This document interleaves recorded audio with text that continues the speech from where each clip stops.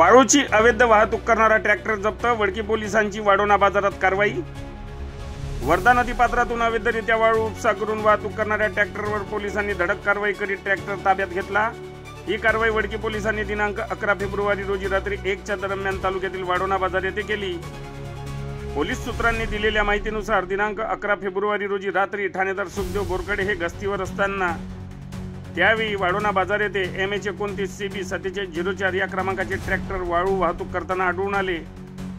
चालकाला वाळू वाहतुकीबाबत परवाना विचारला असता त्याच्याकडे वाळू वाहतुकीचा कोणताही परवाना नव्हता। दरम्यान पोलिसांनी ट्रॅक्टर जप्त केले आहे। या प्रकरणी सचिन नेवारे यांनी दिलेल्या फिर्यादीवरून आरोपी विरुद्ध वडकी पोलिसात गुन्हा दाखल करण्यात आला असून या कारवाईत पोलिसांनी 1.5 ब्रॉस रेती किंमत 6000 रुपये व ट्रॅक्टर किंमत 8 लाख रुपये असा एकूण 8,06,000चा मुद्देमाल पोलिसांनी जप्त केला आहे। सदरची ही कारवाई ठाणेदार सुखदेवजी बोरखडे यांच्यासह चालक अमीर किन्नाके यांनी केली आहे।